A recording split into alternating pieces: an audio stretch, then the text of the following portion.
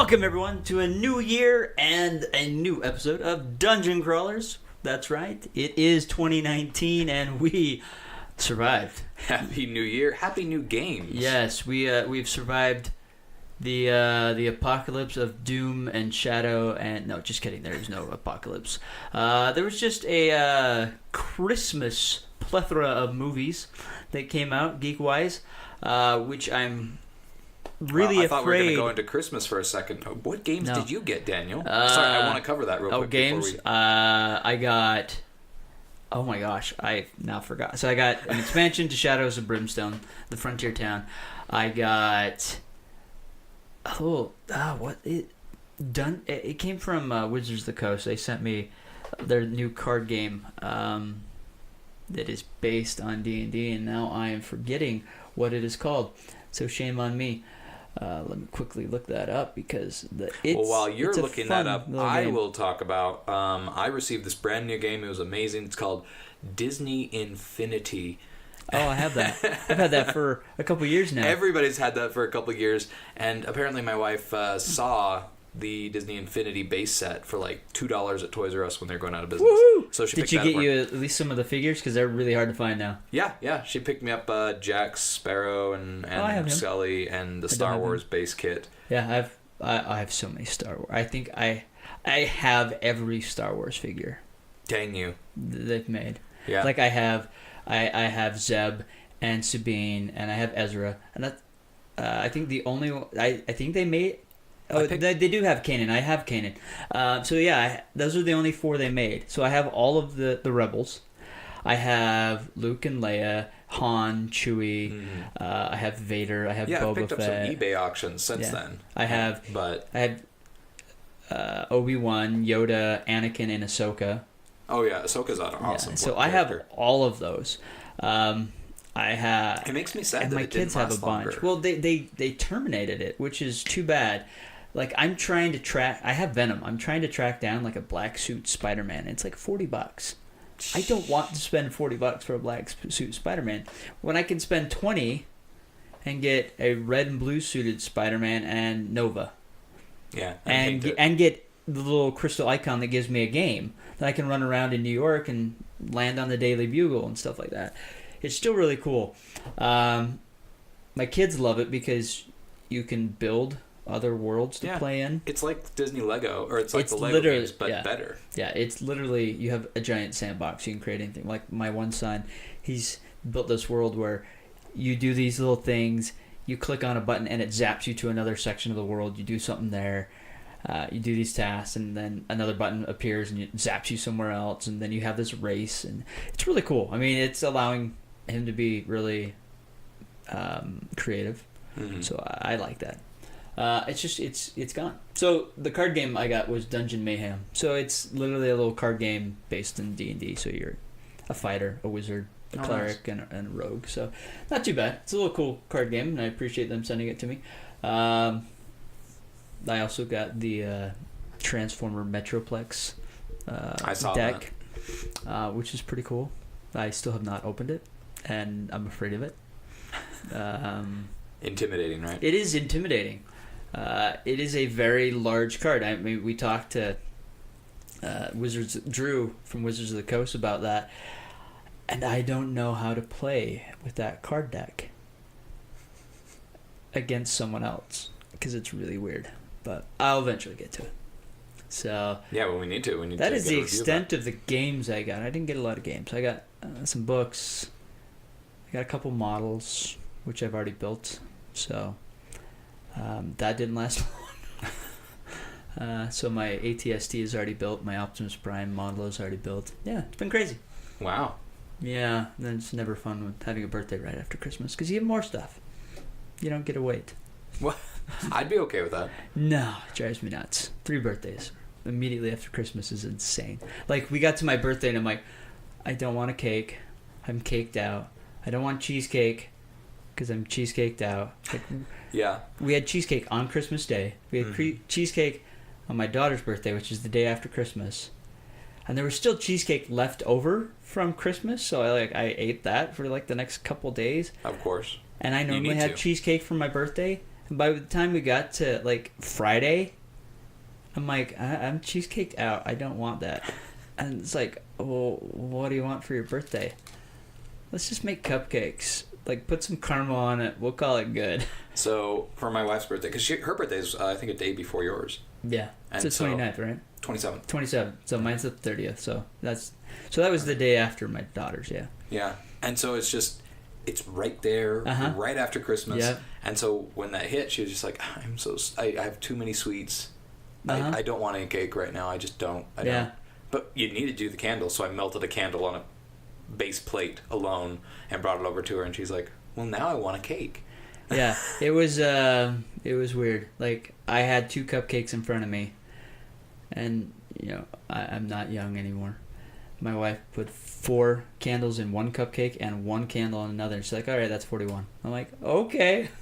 I'm blowing out 5 candles. We'll make this work. But, it was cool. I will admit, I did splurge on ice cream. I did get Superman and Wonder Woman ice cream. Ooh. The Krypton ice cream. So Nestle Dryers puts that out. Delicious. I love it. I thought it was just going to be vanilla ice cream with cookie dough in it. No, it's cake battered flavor ice cream with sugar cookie dough in it, which sugar cookies are my favorite. Target had a sale. Mm-hmm. And so we picked that one up. We picked up and the Wonder Woman is like Kit caramel Kat. It's delight. amazing. Oh my gosh! I didn't go for Batman. I haven't seen the Batman one. Batman is chocolate with brownie, dark chocolate brownie. It's dark like the night. Yes, and I'm not a big fan of chocolate, so that's why I skipped it. But that's okay. Sorry, I didn't mean this tangent to go this long. No, it's okay. So. That is the Christmas thing. But anyways, because of Christmas, we'll roll this back. There were lots of really great movies that came out. Mm-hmm. 2 of the big ones that came out most notably would be Aquaman and Bumblebee. Can we also mention Spider-Man Into the Spider-Verse? I know we've already I mean, Spider-Man Into the Spider-Verse did come out. It was a little bit earlier in the month. Fantastic movie. Probably one of the best Spider-Man movies that's come out. And I'm excited that they announced that they're doing a sequel. Yep. Isn't it a spin-off with Spider-Gwen and Miles?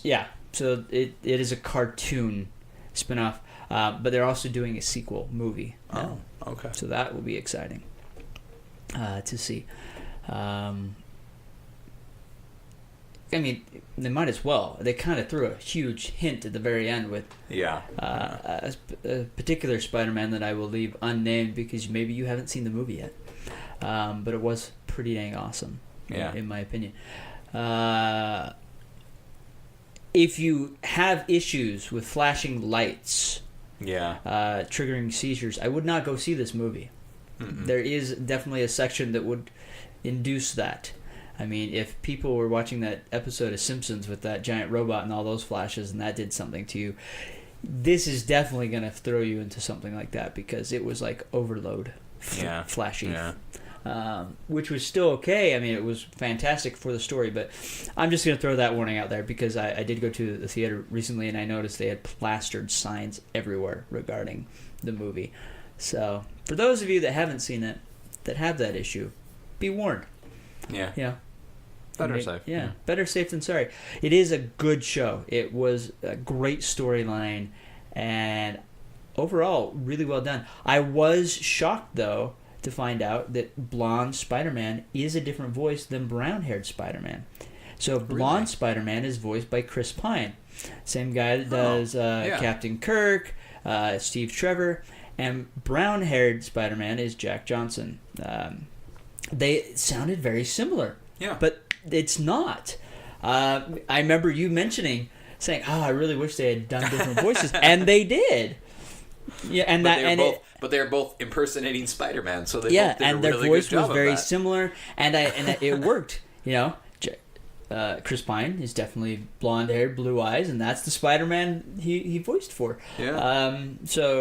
And not only that, they released the Christmas album that they talked about. I know, I saw that. I actually have it now. It is hilarious. The only issue I have with that Christmas album is Noir Spider-Man is on there, but it is not Nicolas Cage singing. What? Yeah, it's What's someone the point? else. I know, what is the point? And the guy is literally just talking. It's not like he's singing, so Nicolas Cage could have done this. Maybe it was just too good for him. I don't know. But yeah, outside of his contract, probably. Maybe, I don't know. The kid that voiced Miles Morales is on there. He did a song too. So it's just like, why didn't he do it? I don't know. Maybe he has an aversion to singing. Yeah, I don't know. I feel like since the Christmas album in the universe had already been released, Miles shouldn't have had a song on there. Yeah, but he did. Yeah. I don't really care. It was awesome. Yeah, I played it multiple times during Christmas. So yeah. So Aquaman is out there. We haven't really talked about that. We'll have to do the next show regarding that. Yeah, let's review. I think Aquaman really deserves its own show. Yes, like a full review. Definitely does. Especially after watching it. I agree. I feel like DC has finally got their footing, in my opinion. So we'll talk more on that. I think no, you know what? I'm gonna wait. I'm saving my opinion until we see it, or until we talk about it on the show. All right. So with that said, let's move into the nuts and bolts of this episode, which is talking about Bumblebee. Bumblebee. There is only one way to end this war. You must protect Earth and its people. Take it down! My back, me! A lot of people had great reservations regarding because of the last night. I liked how you said great reservations. Like, I thought you were going to say something completely different there. Yeah, I'm not going to lie. I'm one of those guys. I enjoyed the first one for what it was, for the action flick. Yes. But after the second one, I turned off. I will admit I am someone that has defended the Transformer franchise. Even through its many flaws that Michael Bay has created. We all... I love the fact that we had Peter Cullen come back voicing Optimus. That is my Optimus. I've seen the other iterations, the other cartoons, and I just can't get behind them when I don't have Peter Cullen voicing Optimus. It just, for some reason, it just sounds wrong to me. And I know that doesn't make any sense, because Optimus is Optimus. But there's just, like, a voice that is that character. That's how I feel about Megatron. And Megatron. Megatron. In Megatron, actually, Frank Welker, that voiced Megatron in the cartoon, is actually in all the remaining movies except for the first one. Hugo Weaving's the only one in the first one that voiced Megatron. That's the only time he voiced it. He didn't want to come back. Mm-hmm. Well, it's also Batman, like yeah. the animated series Kevin Conroy. Yeah, he's my Batman. Yeah, there's just a voice that you click, and that is the voice, the quintessential voice for that character for you. And I think Peter Cullen is that voice for Optimus, because all the other voices just don't seem to have that quality, that tone, that bravery, whatever you want to call it, that just matches that character. So I was excited. I was excited to finally see these characters on the big screen. Okay, Bumblebee wasn't a Volkswagen Bug. That's what I was expecting, but he's a Camaro. I love Camaros, but I love the old Camaro. Yeah, okay. I'll deal with this. And Shia LaBeouf. Oh my gosh. No. The kid spent more time screaming and running from things than actually doing anything, I feel. He destroyed Megatron, but Megatron came back. I mean, let me rewind a bit. The ultimate Transformer movie in my mind is the 1986 Transformers animated movie. Right. Amazing soundtrack, beautiful animation, story. Great story. We got to see new characters rise up. A lot of people got scarred for life because they were kids. They'd never seen anything on this scale. Within the first 10 minutes, most of your favorite Transformers are obliterated within seconds. I mean, Ironhide dies, Ratchet dies. I mean, all these guys are just getting killed off left and right, and then you get this amazing song by Stan Bush, You've Got the Touch, and Optimus is driving off. Megatron must be stopped at all costs, and he's plowing through these Decepticons in his truck mode. And just as the song hits its like crescendo, he launches up into the air with his blaster, blasting Decepticons left and right. This is the thing I don't get. Even watching the movie back now, all these Autobots were destroyed. I don't think a single Decepticon you saw die like you saw Autobots getting killed left and right. So, I mean, that's really cool. You have the epic battle between Optimus and Megatron. Optimus kicks his clock for what it is. Hot Rod jumps in like an impetuous fool. Megatron gets the upper hand, blasts Optimus to death, literally. And Optimus dies. And everyone's just like, what am I watching? Yeah. And then we get the rise of Rodimus Prime, which I like that character. Hot Rod and Rodimus are one of my favorite characters. I mean, if you look at my collection of Transformers, I probably have more figures of Optimus, Hot Rod, and Rodimus than any other Transformer characters that I have. So, those are my favorite. So, moving in to the live action films, I was kind of hoping for that magic. No, we didn't get that magic at all. Well, we got the death.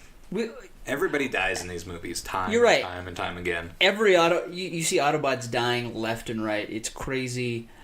Jazz shows up. Doesn't really look like Jazz in my opinion. He gets ripped apart. I mean, you saw Autobots dying. Mm-hmm. Didn't really see a lot of Decepticons dying until later iterations. But Optimus wasn't the truck form that I was expecting. Everyone expects the red, squared cab with blue behind him. Didn't really see that. Okay. Michael Bay didn't want to do mass shifting, which we saw in the cartoon, so he wanted the vehicles to be the right size and proportion. Okay. Doesn't make sense because we have this giant Allspark cube that mass shifts, but no, the robots can't do it. Even one of the characters, did you see that? I don't know how that happened, but it happened. I mean, it's like, we don't want Megatron shifting into a gun, so he's a giant ship, but we can have the Allspark mass shift. What the? Yeah. Anyways, Bumblebee lubricating on someone? What? We go to the second movie, Devastator. Didn't look anything like Devastator, and we had the wrecking ball incident. Why we had to put that in there? These are autonomous robots. They're not going to look like the people. Potty humor. It's the potty humor. There was a lot. There's potty humor. There was a lot of racism in it, which really bugged me. The two droids in the third movie. The one with the gold tooth and that there's just so many different weird things and directions. None of the characters really looked like themselves. When Hound finally shows up, which was a really cool character growing up watching the cartoon, and John Goodman did a great job voicing him. What was up with this weird metal beard thing he had? They're robots. Why is he gonna have a beard? Optimus. Okay, he has a mouth, and when he goes into battle mode, the thing clips over his face, so he has that mask. So I think it's safe to say that you did not approve of the creative direction. Over time, it really wore down on me, and I own the movies. I do watch them every now and then, but I shake my head like, where were you trying to go? It just seemed like Michael Bay did not understand what the Transformers were at heart. And he was just trying to make an action flick with alien robots. Mm-hmm. It feels a lot like the recent Ghostbuster movie. I had a feeling that was going to. It's a paranormal comedy. Let's leave it at that. It is a paranormal comedy, and for me, it is Ghostbusters. And since I'm such a Ghostbuster fan, I actually enjoy the movie. Yeah. Is it the best movie in the world? No. And does it have its flaws? Absolutely. Yeah. Could it have used another couple months in the scripting process? Yeah, probably. I think so. Yeah. And we can go into depth about it, but the point is, it's not the worst movie in the world. No. But I feel like as a Ghostbuster, since I'm so close to it already, Like, I have a more in-depth love and more forgiveness. Yeah. That I can... and I feel like it's the same with Transformers. I still own the movies. I still watch them. Because I enjoy the characters, but it's not something that it's like... I mean, I just like, oh my gosh, why do we do this? That's not Ravage. Ravage doesn't look like that. Soundwave doesn't look like that. If you want another comparison, the new Ninja Turtle movies. Yeah. The first one was so far off the mark, but the second one, they had so much more fan service that it actually felt more Ninja Turtles. And that's the thing. So he had done that new Ninja Turtles. I'm like, all right, this. Yes, this he's is listening. Ninja Turtles. He's listening to the listening. fans. And then we get another Transformer movie, and it's like, what the heck? You just went even further off the charts with this. You were listening to the Ninja Turtle fans. What about the... Yeah. So, we get Bumblebee. Hesitant. Like, I didn't even go see it opening day. I mean, I was going to say, we're still building up to our review. We haven't even gotten to our review. It took me a while to go to watch it. I did go see it because it's like, all right, I have to pick a movie for my birthday. What movie is that going to be? You see, and this is surprising because for me, I was excited to see it. Yeah. I was excited to see the non-Bay Bumblebee. Well, he was in it. He was an executive producer over it, so I was afraid, as an executive producer, he was going to say, "No, it's got to be like mine. It's got to connect." So went to the movie, went in with very low expectations. Came out loving it. Fantastic. One of my favorite soundtracks. Just if you're a fan of 80s music, it is just filled with 80s music. And the touch shows up in the movie. Yep. You know, so I thought that was a great little Easter egg and a kind of a nod to that old cartoon. I love the fact that he's an old beat up Volkswagen Bug. Yep. And I love... Go ahead. I have to interject this part. So, my wife hates the Transformers movies. Hates. I mean, it's a loathing.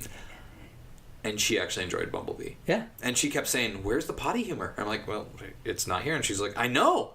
This is a good story. They're focusing on the characters. They are. They focused on the characters from the start. It's like they're on Cybertron, and they have the characters. I mean, the thing that I was just like in awe. I'm like, Cybertron looks right. Yeah. And then you see Optimus. I'm like, Optimus looks like the cartoon. Yes, he looks a little bit like the Michael Bay robots as far as like you see the little gizmos and the gears moving, but he looked like Optimus from the cartoon.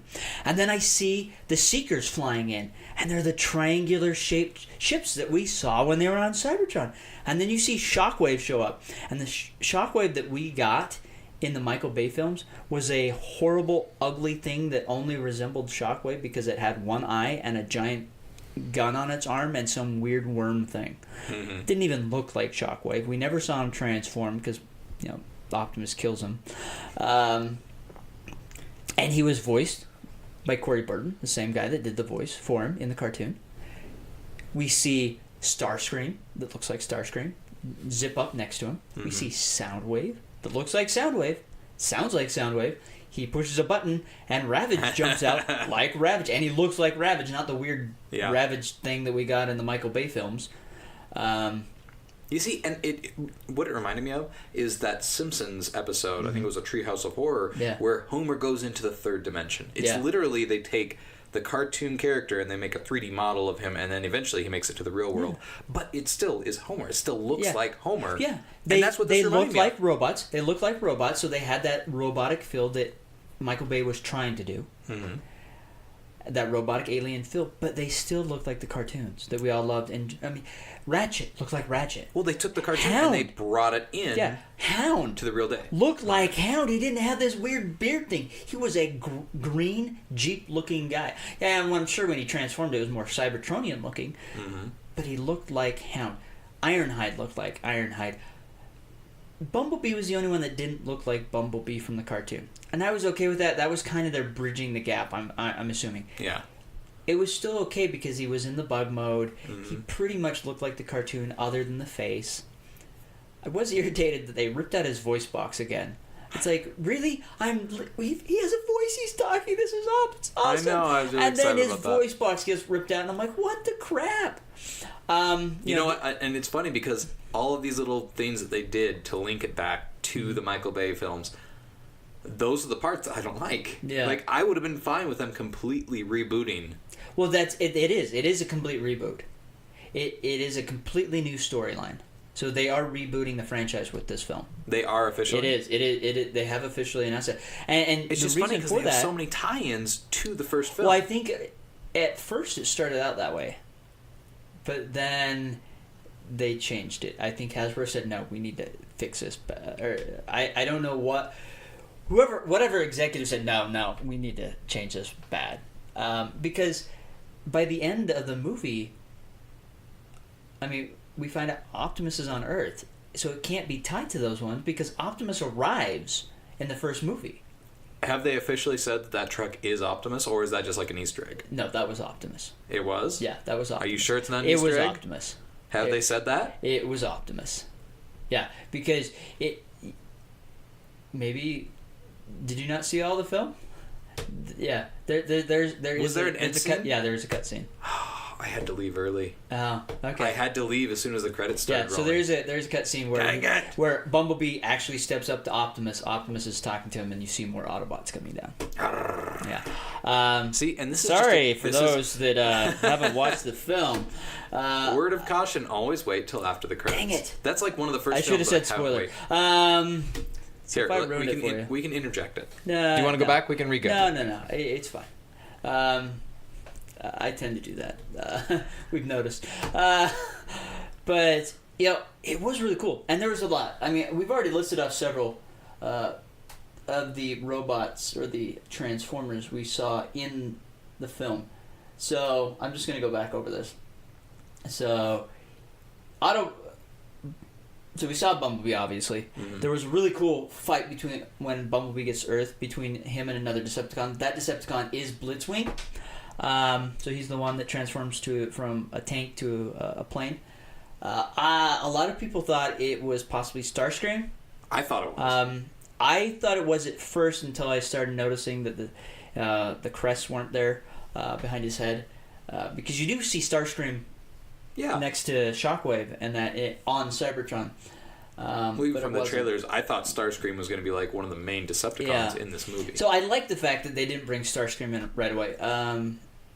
Because the Starscream we got in the Michael Bay films was the ugliest he looked more like an Insecticon than he did Starscream. And, Then the other two Decepticons that are tracking him, the red one, the female is Shatter, and the blue one is Dropkick. Now Dropkick is an older one. I think Shatter is newer. I'm sure she's from the comics. I haven't seen her in anything else. But they were triple changers as well, which was kind of cool because we've only had 6 triple changers in the comic series. Mm-hmm. 3 Decepticons, 3 Autobots. We had Astro Chain. I don't know. I mean, I looked all this up and my brain just went blank now. We had Blitzwing, which was the other one. I'm not gonna lie. Like, there's one scene. Like, I'm fine with them changing into different things. Like, even Bumblebee, we see him transform into multiple different types of vehicles. You're right. He scans. And that's the other thing from Michael Bay is they scan other vehicles and they can change into those, which is okay. The cartoon, it was actually Teletran 1 that did it, scan them and then configure them that way.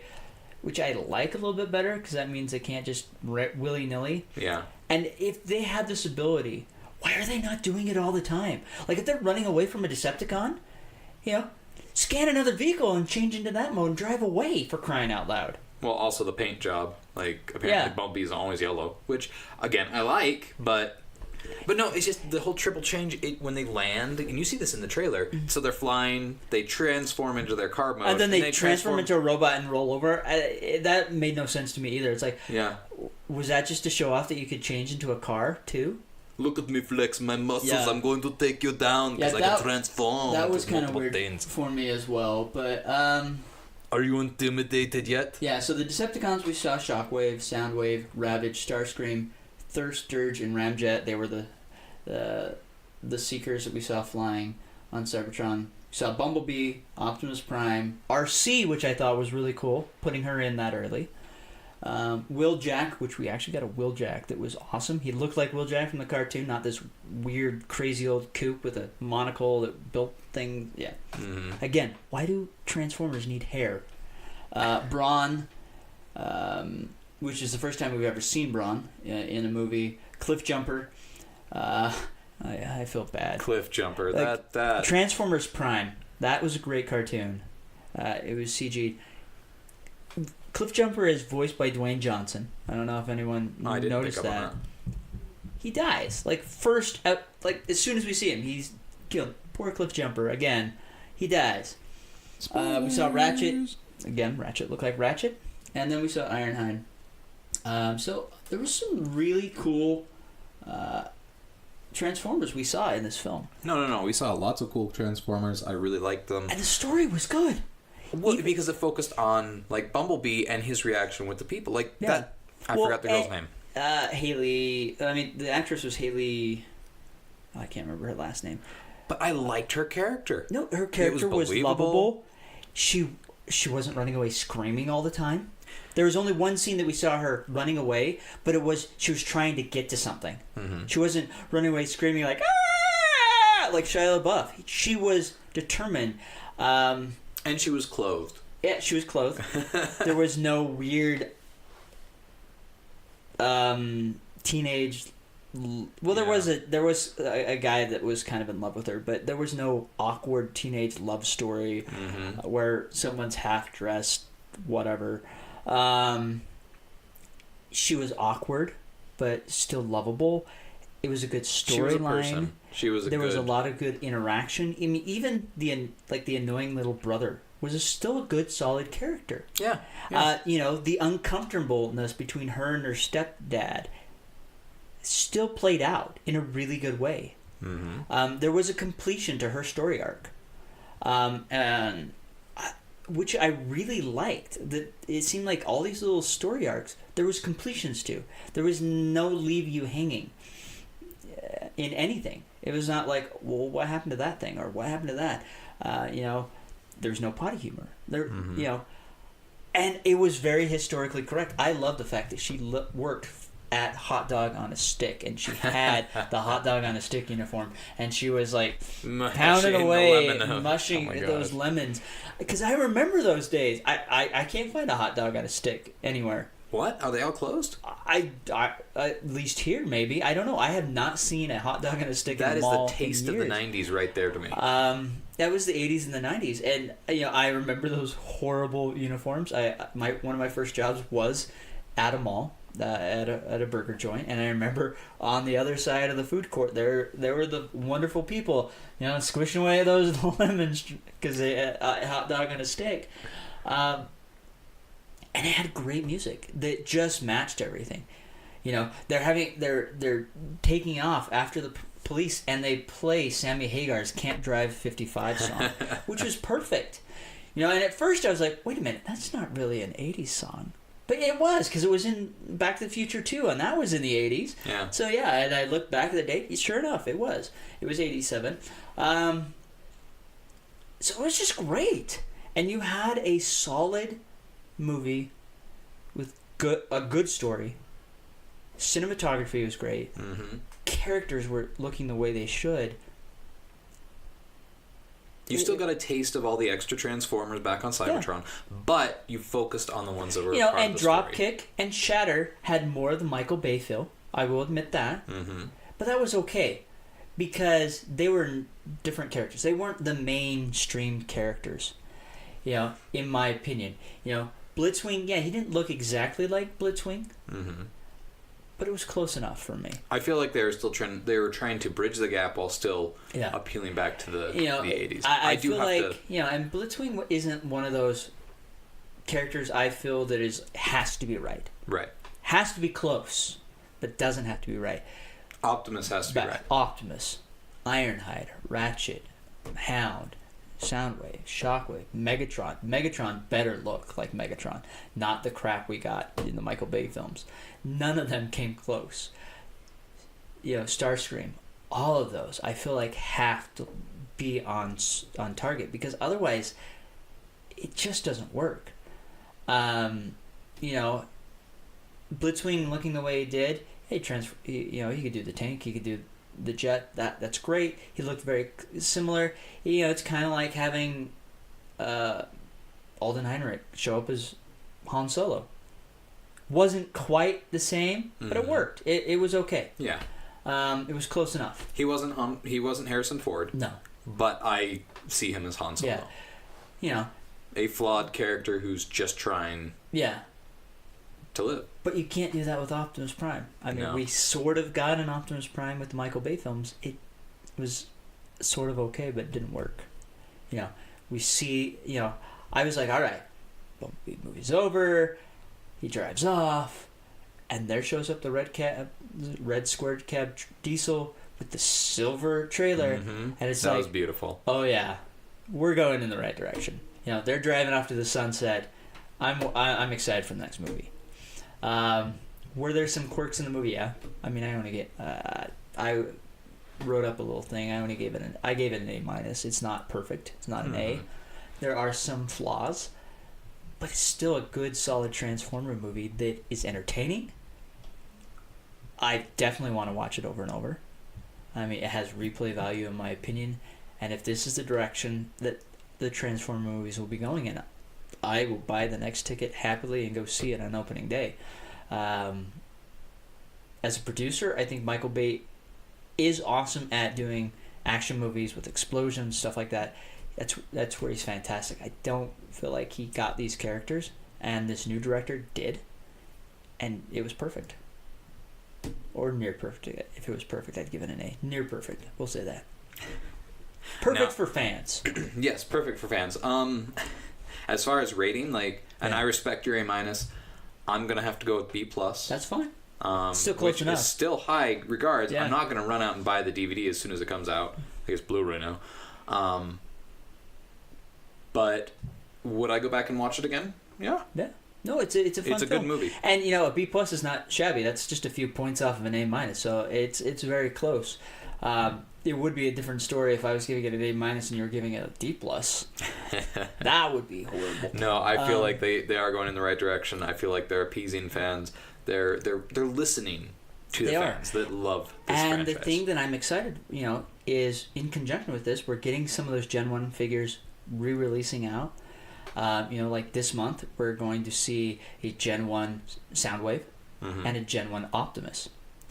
Now, the only problem I have with the Optimus is he doesn't come with the trailer. It's just the truck.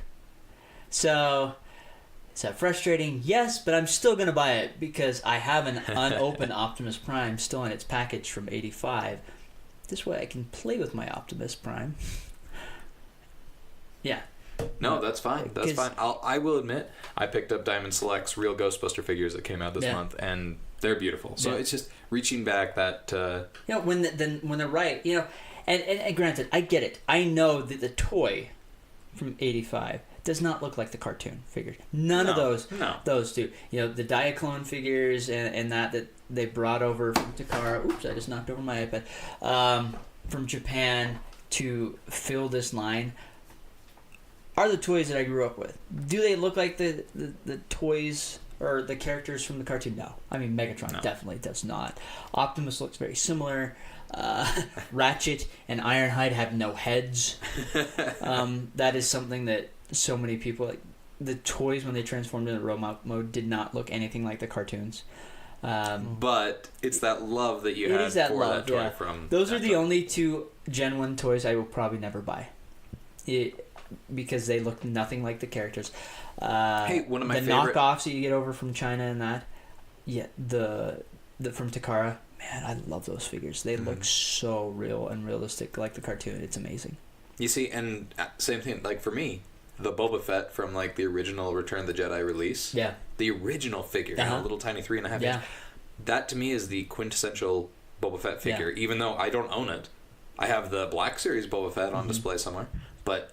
That old toy Boba Fett, that's still in my child mind. I love those old figures, and I wish I still had them. I still have my old Millennium Falcon, which I plan when I get my entertainment room built. That is being installed on the wall. I am putting LED lights in it. so that the back lights up, and then I'm going to somehow paint so it looks like there's a streak of blue behind it. So it looks like it's flying across my wall. And I've kept it all these years for that purpose. Yes, I will glue the top part on so that it doesn't come off anymore. Maybe I'm going to have to find some way because that's where all the electronics are going to be. I don't play with it. It just sits there as a pretty decoration. But I want that. That would look cool in my mind. But those old figures were awesome. You know, I never lost a lightsaber from those figures. Why? Because the lightsaber was in their arm. You know, that was the cool part. You could, while fighting, you flip that tab over and ignite your lightsaber, and you make that sound as you push the tab forward, and the lightsaber comes up out of the lightsaber that it's holding in its hand. Always, that was just really cool. Now, it's just sad you can't make those figures now. I know. I wish they would re-release those as vintage figures because they re-released the vintage TIE Fighter and X-Wing. Still don't understand why it's $80, but anyways, you're paying for the time, the age. You vintage are paying name. for that. But I wish they'd re-release those figures. It is cool that you can see the lightsaber, you know, and it's separate from its hand. But there is just something about that feeling when you flip that tab and go, and that comes up. Oh yeah. Yeah. So, anyways, we had a lot. I think we might be a little over on time. We had a lot to cover. We did. So basically what we're saying, Bumblebee movie, awesome. Yeah. Transformer fan or not, you're going to enjoy it. And, you know, like Scott said, his wife hates the other movies, and she loved it. There isn't that potty humor. I feel like they were more true to the characters, more true to the Transformers story than the previous movies, which is fantastic. You can tell which Transformer continuously. You know, you're not getting some weird French Hot Rod that looks nothing like Hot Rod. I want a freaking Hot Rod that looks like Hot Rod. I want him to look like the figure from the movie with the flames on the chest. And I want Judd Nelson to come back and voice him, for crying out loud. He did in the weird cartoon series that they did on Go 90. So I'm sure he's all for it. You know, and even if you want to bring Mark Hamill in to play Megatronus, that would be awesome, but that's not part of the storyline, so that's okay. But good job, Hasbro, for bringing in Mark Hamill into the Transformer universe. Now he's like everywhere. He's in Batman. He's in Star Wars. He's in The Flash. He is now in Transformers. Mark Hamill needs to be in more stuff. Oh, he's in Avatar. He's a Fire Lord. He's a Fire Lord. Yeah, that man's just everywhere. That's awesome. So, with that said, go check out Bumblebee, and we will do another episode where we're talking about Aquaman, and soon we'll have David Weber on the show to talk about his latest novel, and we're in the works to schedule Ellie Modisette Jr. to come back on to talk about the 20th anniversary of his Recluse series, so that'll be fun. So with that said, we're out of here. Catch you next time.